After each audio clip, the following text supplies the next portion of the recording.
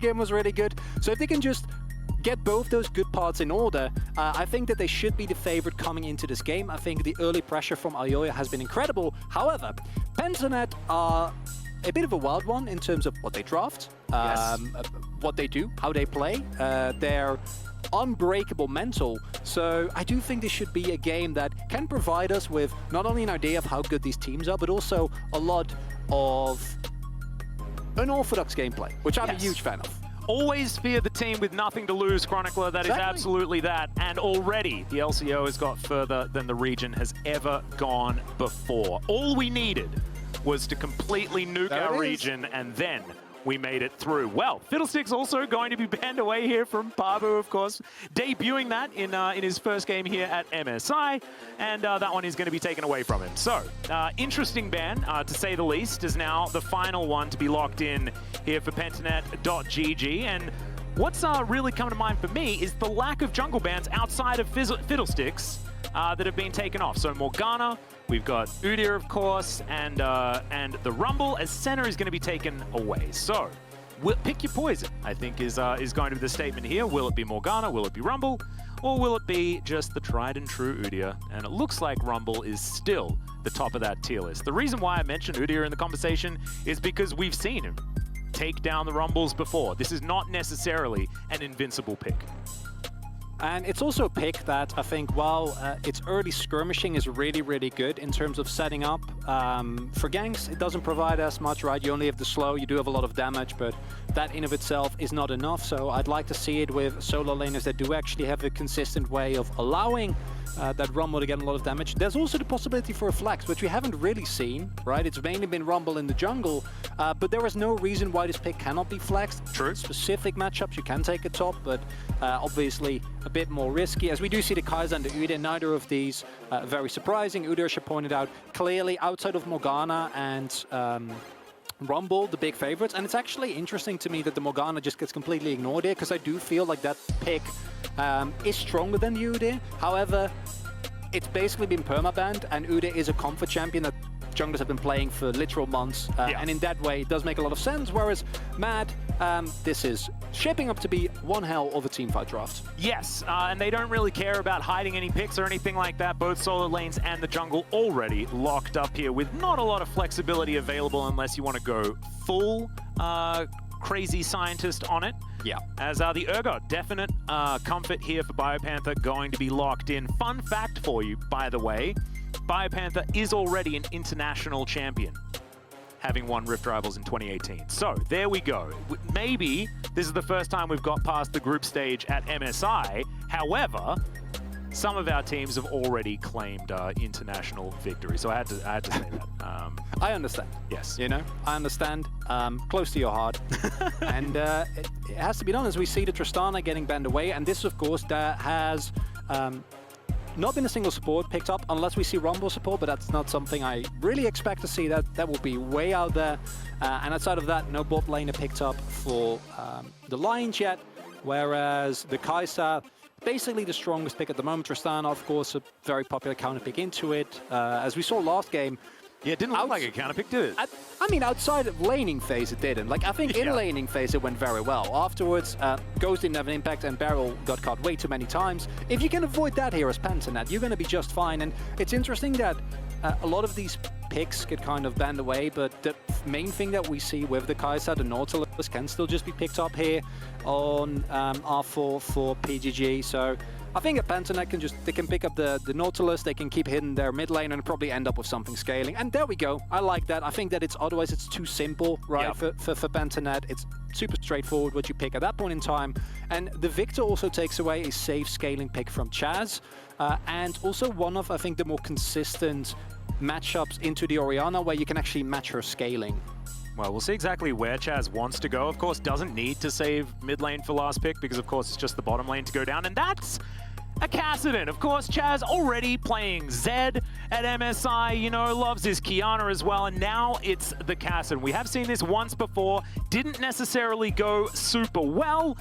However, you know, this is an anti-mage mid laner, all right? I see a magic damage jungler and a magic damage mid laner. Oh. And I see a Vayne. Okay.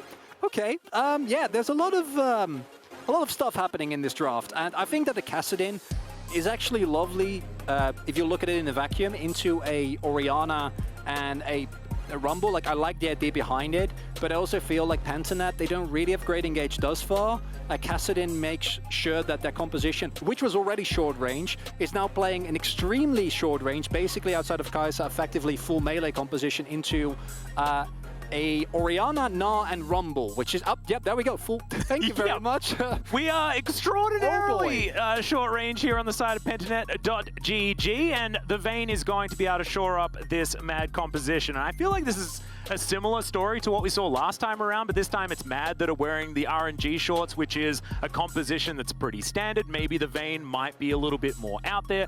Everything else absolutely tried and true, whereas Pentanet.gg are playing a very Pentanet style of composition. Of course, the Urgot there towards the top side of the map, and now Kassadin is the assassin of choice for Chaz in that mid lane, with Praedyth, of course, back on his Kai'Sa. Very, very comfortable for him there on the bottom side, but I kind of like the Galio delivery system in Rocket Pabu into the back line and really try and cause a ruckus. There is a chance that Pentanet could possibly make something happen here. However, they've completely sacked all mid pressure, right? So the early game is going to be really tough to navigate. And I think, again, Mad Lions, one of the strongest early game teams that we've seen in their group, it's a bit of a risk. That's something that can definitely backfire, and it's going to be up to Pentanet to show that they can actually survive the early game against a team that has shown that they can dominate early game. On the other end, for Mad Lions, even if the early game goes well, really got to make sure that you don't make the mid-game mistakes, right? Because even though you have a Vayne, even though you have an Orianna, into a Kassadin, I'd still not feel very comfortable going into that in the later stages of the game.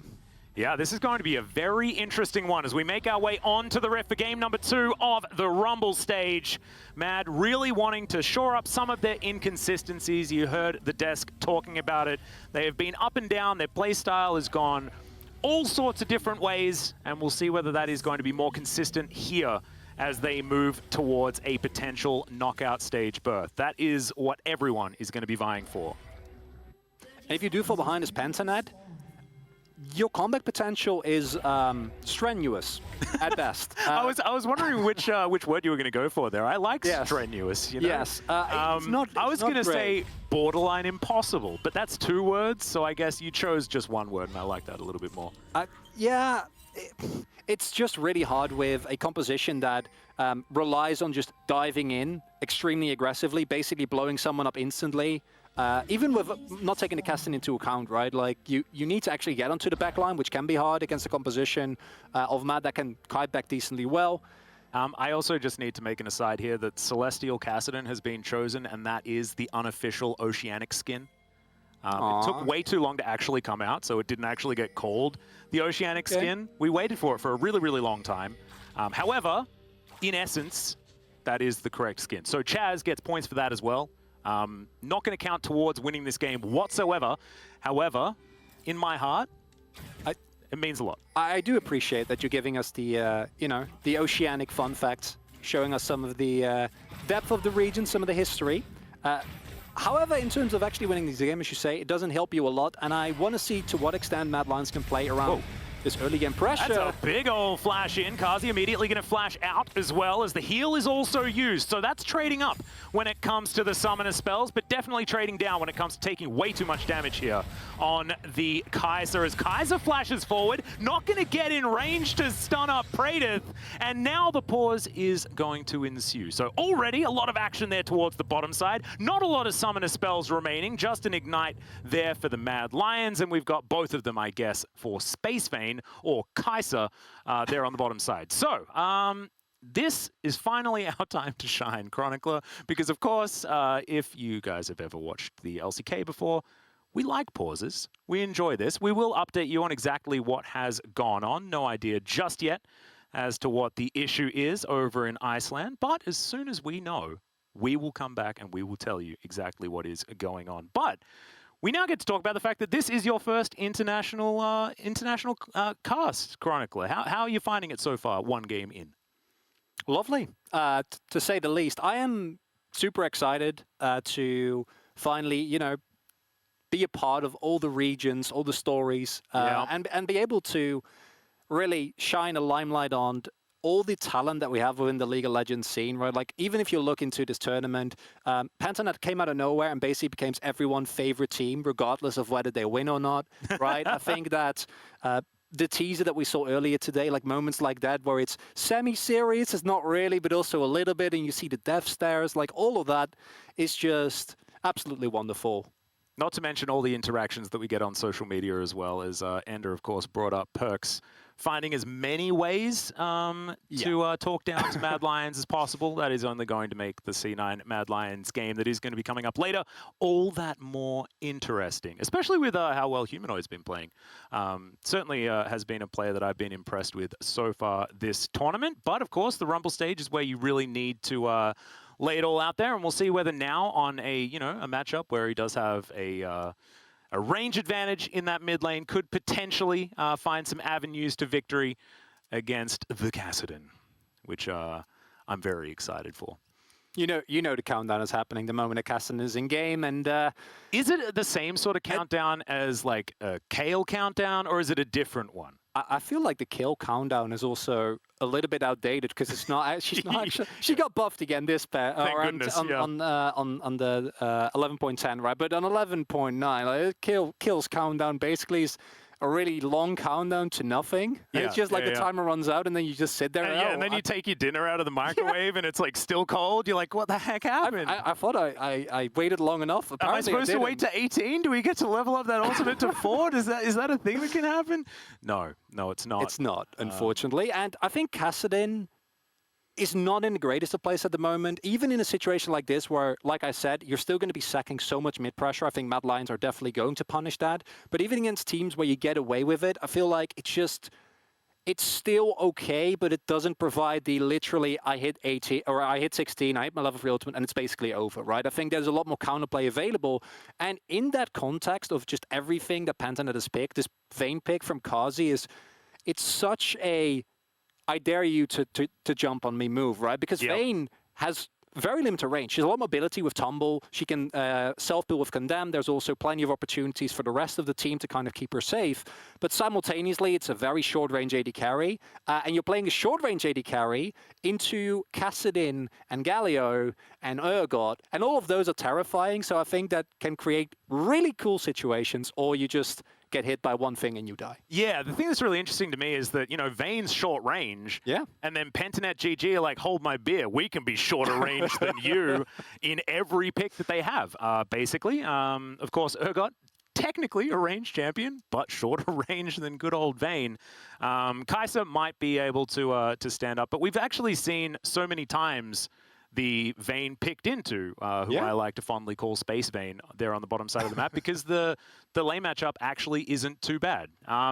But, ladies and gentlemen, we do have a slight update here. Apparently, during the bot lane fight, Kazi reported that his client minimized, which I think is a negative.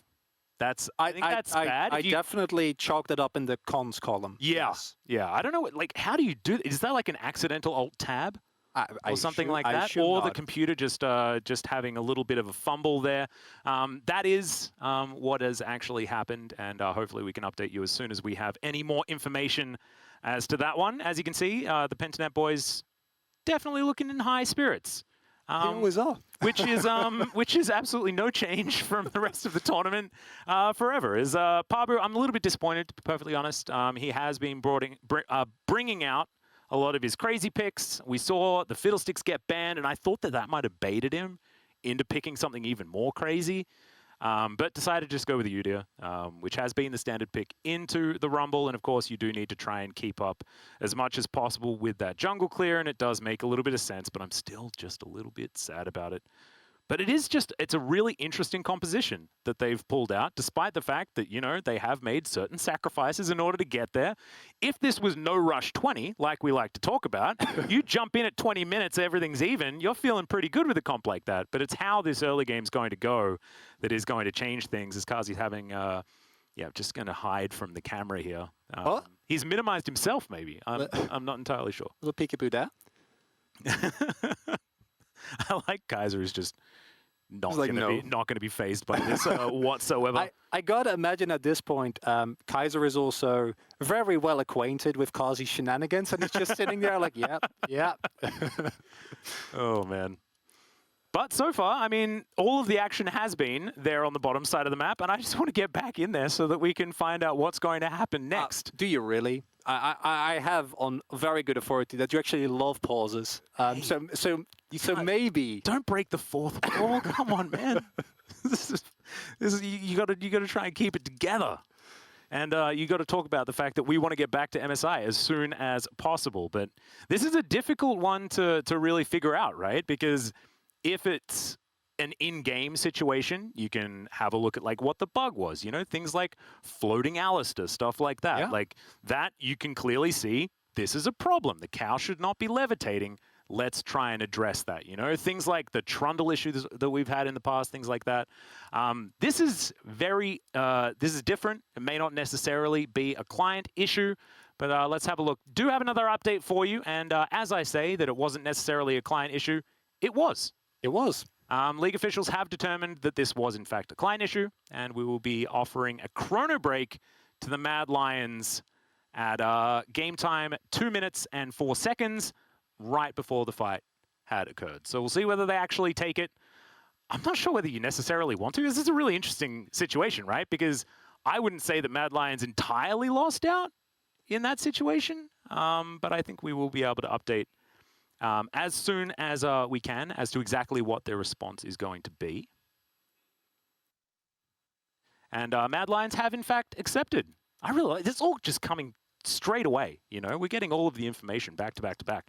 But yes, Mad Lions will accept the chrono break, so we are going to be going back in time, ladies and gentlemen, to 2 minutes and 4 seconds into the game. It's a long way. We, of course, made it to, I think, about 3 minutes and something. But now we're going to take, I think it was like 2 minutes and 40 seconds. Yeah, I don't think it was a lot. This might be like the little babiest chrono break that we've ever had. A cute little one. Yeah, it's really early. Yeah. Not a lot has happened yet, because normally, you know, these are also really great opportunities to take a look at what do we see in terms of jungle pathing, to what extent was there early plays, how the compositions worked out. None of that has really been relevant, because it was still level 1. Yeah. And they were skirmishing. And there was some skirmishing. Yeah. We could just break that down over and over again for as long as we like. Of course, chrono breaks aren't necessarily an instant thing. It's not like you snap your fingers and Echo's like, all right, let's do it. And that's not a very good Echo voice. I don't necessarily know how to do Echo's voice. But it's not like he does it instantly, right? We do need to put in some time in order to make sure that everything is sorted out and get all of the players back in there again. As you can see, looks like it's not affecting Pentanet too much. We've, you know, with issues like this, there is like that mentality conversation that you generally need to have. But with the fact that both of these teams are looking extraordinarily jovial over in Iceland, I think that everything is going to be absolutely fine as we just reset things. And also, no real statements have been made so far in the game, right? It's like you've got like a trade going a little bit wonky there on the bottom side. Everyone's lost every summoner spell, things like that. But otherwise, there's nothing really to react to. Whatsoever on both sides, so not going to be too worried about it. And hopefully we don't have any more minimizing clients. That's certainly something that you don't necessarily want to happen, and definitely a curious one. We've had a lot of different reasons to have pauses. The notorious toilet issue that we've had over here in the LCK, one of my personal favorites. Shout out to Spo TV for that one. Having it on the screen as well in a lower third was a beautiful touch. But this is a very different one. And so, here we go. Back in again, as we have gone to 2 minutes and 4 seconds, as you saw a few seconds ago. And we'll see whether the trading is going to be similar than last time. Of course, Kaiser now has his flash back again. And Decoy does not. Ignite available for the Galio. Pentanet.gg will just push in this wave. And we're looking for a little bit of a cheater here on Praetor's side. Interesting that he's going to go for that one. The protection there of Decoy is in goes Kaiser. Immediately the Shield of Daybreak will be broken as Kazi comes on forward. The flash, and Praetor will keep himself alive. But Pentanet.gg now in a real rough spot here on the bottom side. And they need to immediately back the one saving grace that is his cannon wave, so they have a little bit more time. Will maybe miss out on a little bit less. But as a whole, that's a very unfortunate situation because you get a good trade, right? As you said, you trade up in terms of summoners, but then in the extended trade, you still get punished pretty aggressively. Decoy doing his very best to freeze the wave here. Unfortunately, I think the casters might be fine there, in which scenario Praetor is going to be very happy. Chaz getting pushed in here in aggressive fashion, as you would expect. Yep. Pabu here towards the top side of the map, just going to be grabbing the first scuttle of the game. As we can see, he has completed his full clear Rumble just behind him, and will be moving towards the bot side scuttle himself. Where Pabu goes is going to be a question, as Chaz down to half health. This might be the avenue. And we see Kaiser already roamed as well. In this scenario, it's to help his jungler secure. Of course, Rumble, no way to really get rid of the shield, and with a Leona, that will be a lot easier. But in case of a gank, you know, if Pabu did decide to swing down mid lane, you can be ensured that the Leona would also pay a quick visit. Oh boy. Oh dear. And looking at Praetor's face, I think this might be a pause on the side of the Mad Lions. Yeah, look, we got like a solid 3 minutes of gameplay there. Did pretty well. We'll have to see exactly what has happened here, as obviously something is. I think it's still with Kazi, as you can see. Still just Ref hanging out behind him, trying to figure out exactly what has happened. And let's see what has actually gone wrong this time around. Hopefully this one is going to be cleared up ASAP, so that we can get this one all sorted out. You did have a look just a little bit in that mid lane. We are going to stick on topic just for the next little while before we completely go off the rails. As hi, Kazi. We'll see whether it is actually him that did pause it. Hopefully he's not going to have the minimizing client yet again. But yeah, you saw that the Kassadin was getting shoved in as we expected, and not exactly having the greatest of times. When will that matchup be something that Kassadin can actually enjoy? Because you're not picking Kassadin into the Orianna just so that you can fall behind forever, right? There are opportunities for the Kassadin to win, right? Yeah, yes and no. I think that the problem with Kassadin is, especially against a pick like Orianna that has such sufficient reliant and safe wave clear, you are going to have to reach a point where you're actually able to threaten her, right? Because you're melee, and you have some wave clear, but it's not great. You know, it's never going to be fast. You're never going to be able to, until you get some levels into your ultimate, you get some items, you're able to actually stack it up and use that, clear out waves reliably. And that is a really big problem, because this is something that we've seen basically every team utilize more and more as this jungle meta has developed, is get mid lane prio to make sure that you can help with the scuttles, that you can secure vision for drakes, that you can help your jungler pick up a raptor camp, pick up another one, snowball those kind of leads. And that's also, I think, one of the main reasons why we never see things like the Kassadin anymore, and why it's the Orianna, the Victor. Yeah, it can be difficult, but ladies and gentlemen, we are going to throw it over to the analyst desk, and they can take you through what we've seen thus far in this game.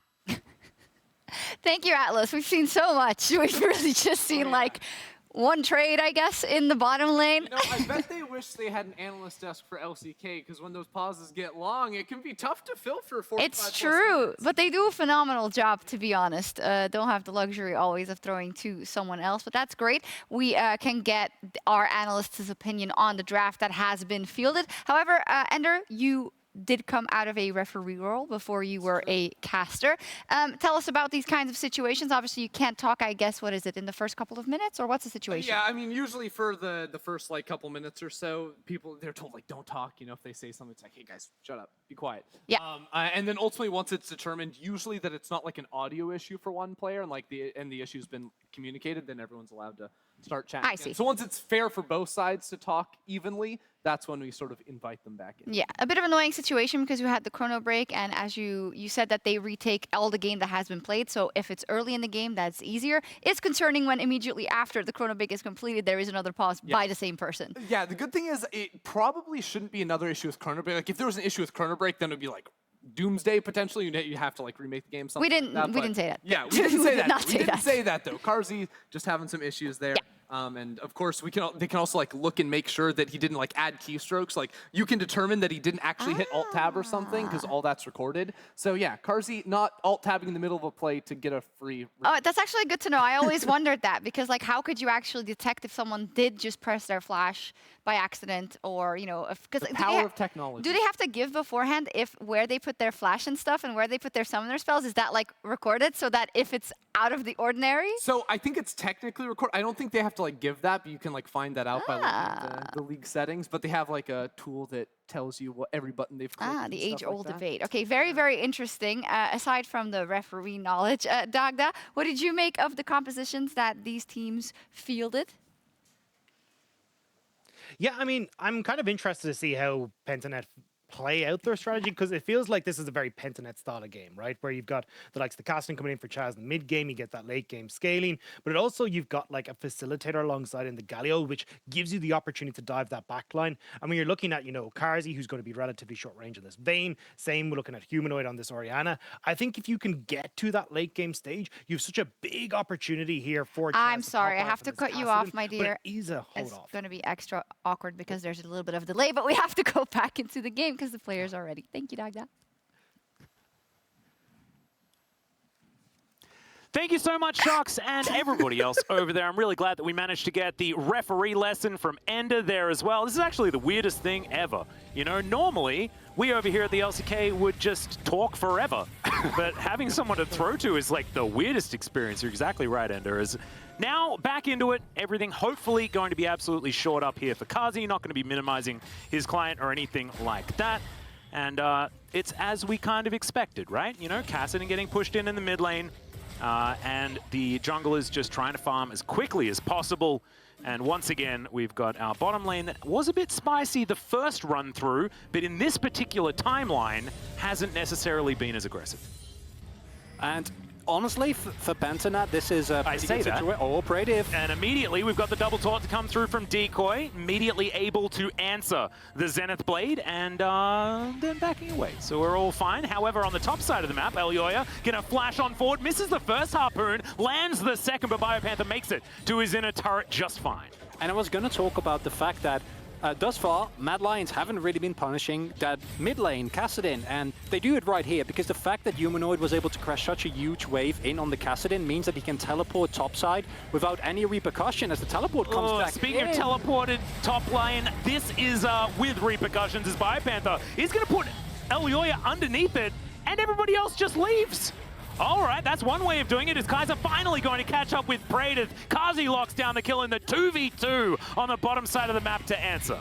And that's a kill on the Vayne. That's one you'll take any day of the week. The kill on topside also gone to BioPanther, and I think he would have loved to get that on Chaz. Just the teleport from the Kassadin in of itself is a deterrent, meaning that Mad can't really go through with the topside play. However, Mad Lions bot lane say, that's all fine and dandy, but we will punish you so hard because there's not a huge wave that is shoved into this lane that Praetive won't get. And this lead on this Vayne is getting insurmountable, and Kaiser does not really have the range to just say, okay, Vayne, I'll keep you at bay. Yeah, and a lot of the weaknesses of Vayne are shored up with the fact that this is such a short-range composition out of Pentanet.gg. But here's the replay of that top lane for a second, because we've got some action here in the mid lane as well, as Humanoid going to get that shockwave onto only Chaz as the flash does eventually come out, and that is going to save Humanoid's life, but not going to be as safe there in that mid lane, especially now with Chaz at level 6. And Papu wants to go for the Scuttler here, needs to respect. Kaiser is also coming. Yeah, does manage to take it. Smite is going to be one there as a level 6 gain by the Udyr, which does absolutely nothing, but I do like to talk about when levels do come in. Elyoya makes his way towards the top side of the map because there are camps there. And Praetive now back towards this bottom side with a big wave to crash towards Carzzy. And this might open up a play, but this is the problem, right? With the Kassadin, even in windows like this, Kassadin is really good at getting kills this early on in the game. If he has some setup, if you get him some last hits, get him going early, it's great. But right now, he only has a tier. You can't really rely on him for any sort of jungle fight. Spabu will definitely be spotted there, and that might open up a possible play on top side here. Well, Ayoya is currently clearing, and now pathing towards Biopanther. Yep, just going to walk away from that blue buff, as you can see, over the wall there as Biopanther is pushed way too far forward, now realizing that he wants to go in. The Disdain not going to connect, though, as Armor's just trying to kite this one out, and he's going to be able to do so successfully. That is the kill going over to the Gnar, as Pentanet.gg will start off this Dragon, at least as a consolation prize. And it's nice, but it is with your jungler on bot side as Biopanther. You want to try and punish, right? You want to try and get some damage done on Armored, shove the wave in instead of the freeze that was being set up there, which is the reason why Armored is so far ahead currently. As yet another fight in bot lane. More aggression, another double taunt though there from Decoy, just to try and get Kaiser away. Praedyth, I mean, the target on this guy's back at the moment is just ridiculous. Mad are really diving on top of him every opportunity that they get as the ward goes down. Armit's in a little bit of trouble here as the Disdain's good. Gnar into the wall though as the crush comes out, and Armit is going to be able to make his way to safety. It's a little scary there for a second. If the Fabian Dev was available, might have gone differently, but in this scenario not enough damage available. Very nice CC chain from Armit. And that ultimate is not something that you really have to worry about. We'll get that back momentarily. And yeah, Praedyth and Decoy have really been getting battered by Carzzy and Kaiser. And this is more akin to the early game that we saw from Mad in most of their games, right? Where they are actually able to find the 2v2s, where they're able to find the early pressure. There's another one. Solarflare comes out this time as well, as Decoy is going to be the target. Justice Punch is interrupted by the Leona so beautifully. And that is going to be Galio taken down. The first time that they don't go for Praedyth, they managed to grab that kill, as Decoy still had flash. And as mentioned before, the problem with the Pentanet bot side is that this is not a bot side where you can now play and try and hold off a little bit. Galio, it's go in or do nothing. And you're playing against the Leona, right? And now Carzzy is ahead, which means they can just all in every single time. And there's not really a way for you to win that. Either you need help from Chaz, you need Pabu to visit, but Pabu, understandably, is like, not going to gank a losing lane, right? That can backfire immensely. They pick up the Rift Herald on top side, but unless they can get a first turret bot with that, that's not a trade that you'll take, because Carzzy getting further and further ahead, already up to an 800 gold lead. And on a Vayne, that's not great. No. However, also a Kassadin having a lead is not necessarily great if you're facing off against him either, as Chaz is going to have his back interrupted, but does of course have Rift Rock, so he's going to be absolutely fine. Humanoid will just delay the Kassadin's journey back into that mid lane as we have a look once again at Decoy being taken down. And it is just super clean here from the entirety of Mad Lions. They set up their play. There's no level 6 available yet, right? So even in the scenario where it is, the Galio ultimate doesn't really provide that much in terms of combat if you're not the one setting up the play. And another dive here on top side. Yeah, that's a big Gnar into the wall there as Biopanther is going to be able to get himself out of the way. There's the flash as Elioya trying to catch up. There are pesky minions in the way. There's the heroic entrance as the flash forward onto Armit. The taunt comes down, and Decoy's just going to do it by himself. Pabu gives up on him, and Elioya now has to flash to get out of the way of Pabu, who's running after him as best he can. But thankfully, Scrap Shield for Elioya is going to be able to keep him safe. Chaz underneath his turret, exactly where Kassadins like to be in a lot of the cases, as Praedyth finds Kaiser. But yeah, this is Mad utterly destroying the bottom lane. And Mad is just making use of the complete lack of prio and how far behind the Pentanet lanes are to dominate. Yes, sure, Armor dies there, but it doesn't actually matter in the grand scheme of things. You get free plates on mid side because Humanoid has the shove, Chaz can do nothing. Just clearing the wave gets his entire health ball taken. Praedyth gets zoned of experience, gets zoned off of the wave, and that's not something that you can really do anything against as Pentanet now that you are behind, right? You are waiting for that Kassadin. You can still find skirmishes. Fabian Dav is an incredibly strong team fighting skill, and maybe once Chaz hits 11, you can try and make some plays, but with how far ahead Praedyth and Decoy are, I'm expecting to see Mad continuously use that pressure and translate it to plates and kills on the rest of the map. Yeah, and it's now a 2.5k gold lead here as well for Mad, so Pentanet, this is it's a curious comp, it's a fun comp, but it's not necessarily working out the way that they wanted it to so far into this game. Chaz going to be getting a little bit more gold there from the plates, as Shirley does smash her head into the outer turret mid. And Kaiser continues his reign of dominance here on the bottom side of the map for Mad. Elioya, I feel like this is the first time he's been down here.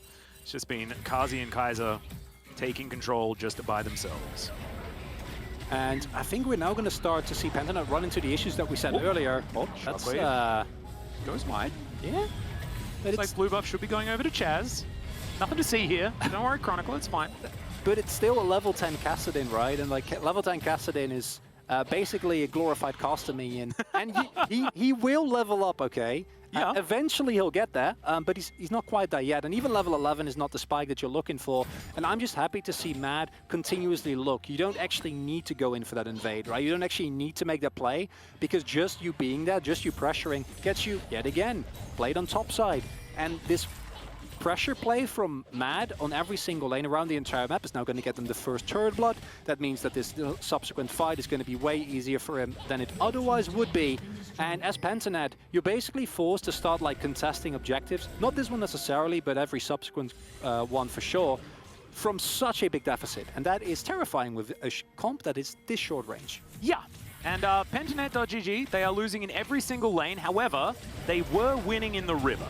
Managed to take a couple of the Rift Heralds as well as the first Dragon. Second one will be going over to El Yoya here pretty comfortably, as they could also potentially set up for a dive here bottom side, but Kaiser decides just to let them be for now. And this is just a lot of Pentanet trying to stem the bleeding, put on as many band-aids as possible, and find an avenue back into this game, because often, you know, when advantage is being taken, there's another one to be taken by the other team across the map. That just hasn't happened this game. And the real problem for Pentanet is that, yes, you have the Kassadin, but Kassadin, even with how good his scaling is, it's not like a be-all, end-all solution.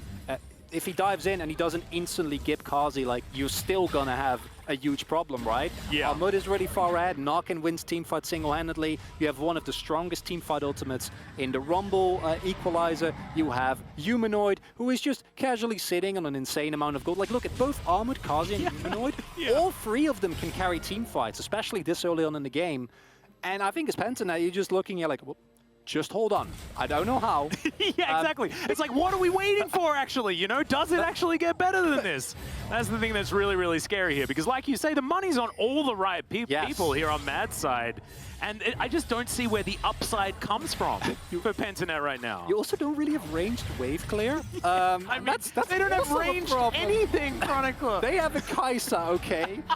Surely she's not known for how well she does in terms of Quickly, range. Praedyth, get to the front line. We need you to clear these waves out for us. That is probably not what you want to be talking about. As Babu finds himself the Chilling Smite here onto the Rumble. There's the heroic entrance. They grab the knock-up. Justice Punch is good too. Two-man Shockwave, though, as Chaz comes on over, and Pabu's the one that's able to grab the kill on the Rumble. It evens out the kill score. Just don't know whether it's actually solved enough of the Pentanet problems. And it's a really nice pick. It does use the Galio well. And we've been joking about Pentanet, right? But you can still force these man advantage situations with the Kai'Sa, with the Galio, both of which have semi-global ultimates that really easily allow you to get something. But then, here's my question. Is that actually worth it? Sure, you get a kill on Oyoya, but it goes to Pabu, not to Chaz, who is not able to use the money nearly as efficiently, as Pabu might be forced to flash out here if he's not careful.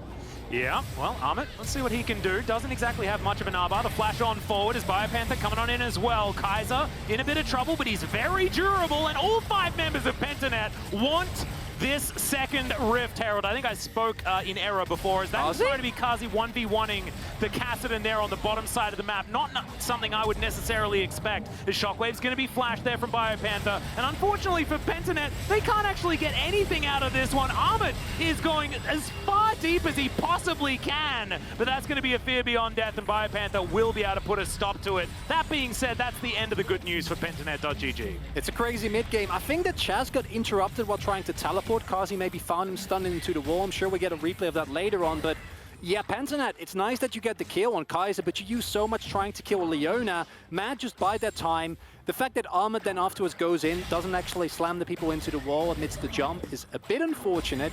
But in the long run, I still think this is a trade you take as Mad, right? You get the side lane turret, you get the kill.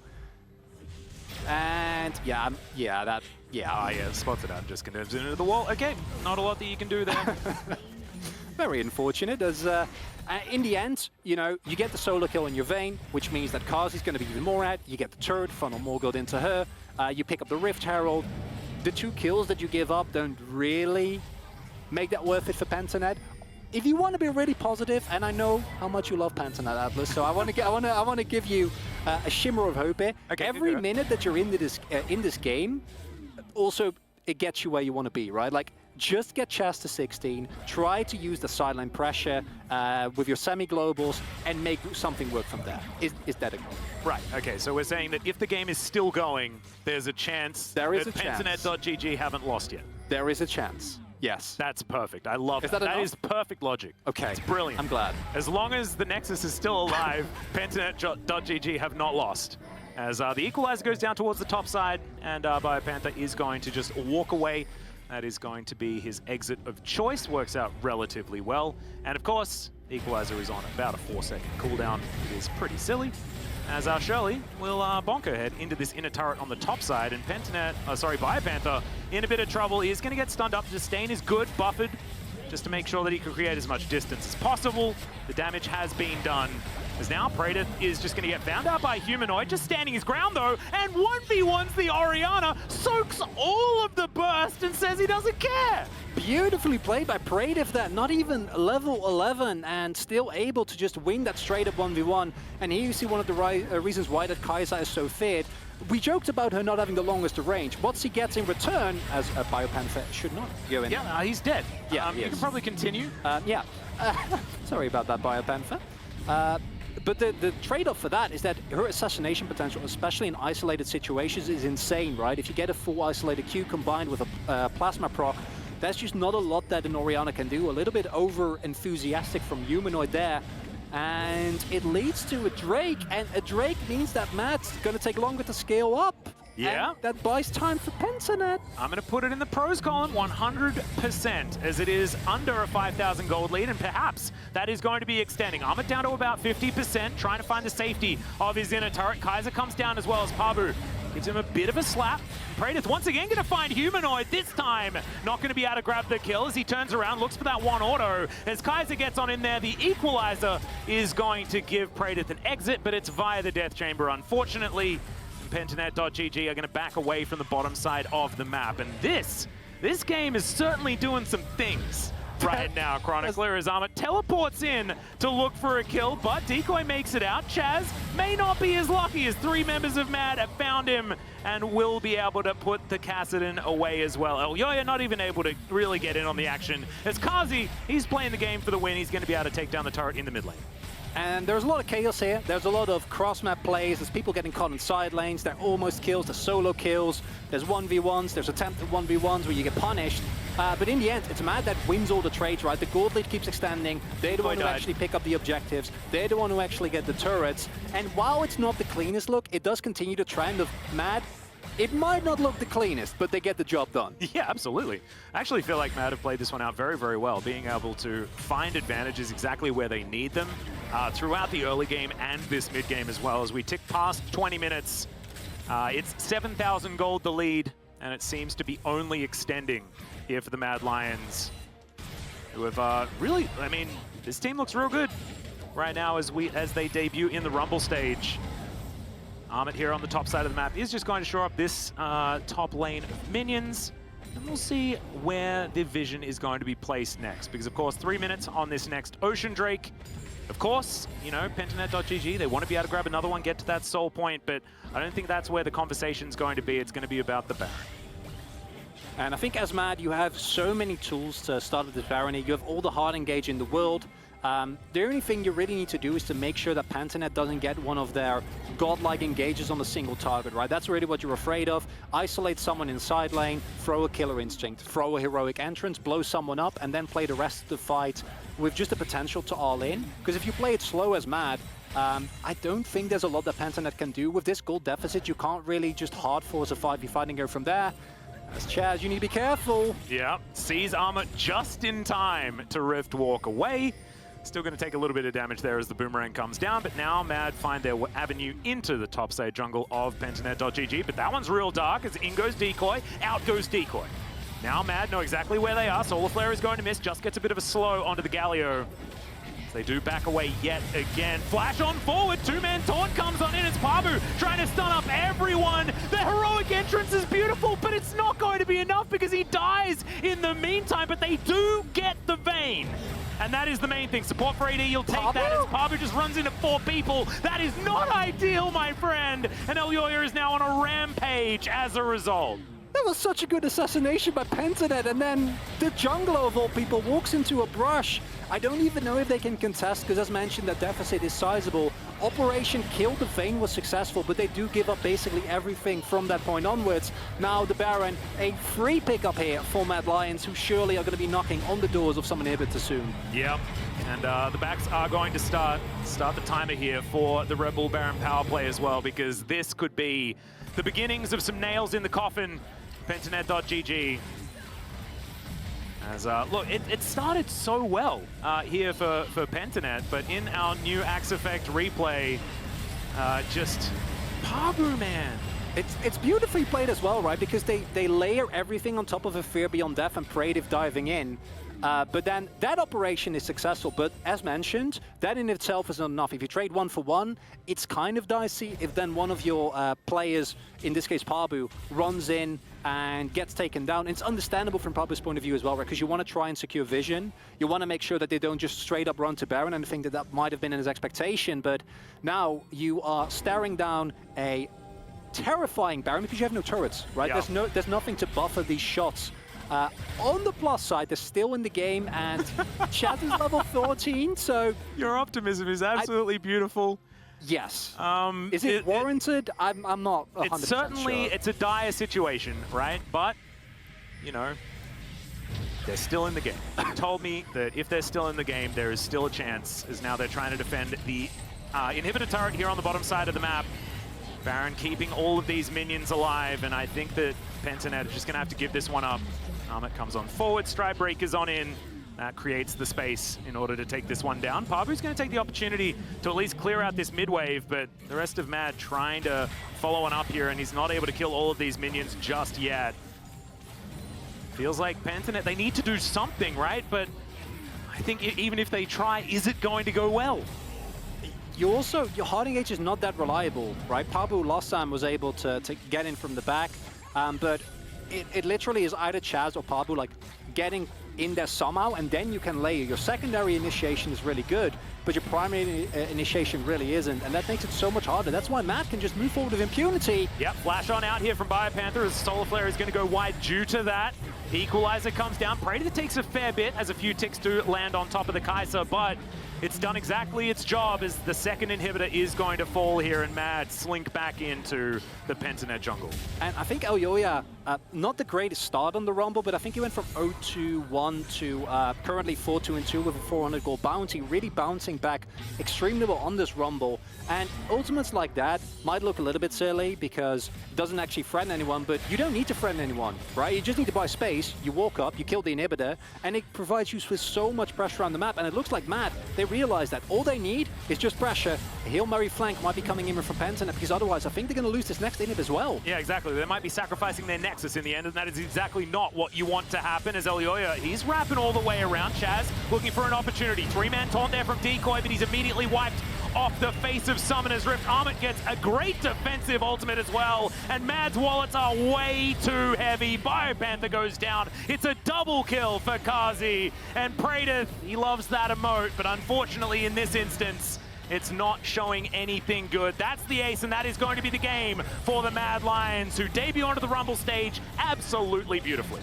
And in terms of kills, you know, there were a couple of 1v1s that didn't need to be taken, but the core thing is, as Mad have done, they get the win, and their objective control, I think, was beautiful here, because even when there was a 1v1, when there was a silent that didn't go great, they were able to pick up plates, they were able to pick up dragons, they were able to pick up objectives, and snowball that into an incredibly comfortable win. Yeah, it was very, very nicely done from Mad Lions. I feel like there wasn't really any stage of that game where it felt like they weren't in full control. It began on that bottom side of the map. We've seen Vayne picked here so far at MSI.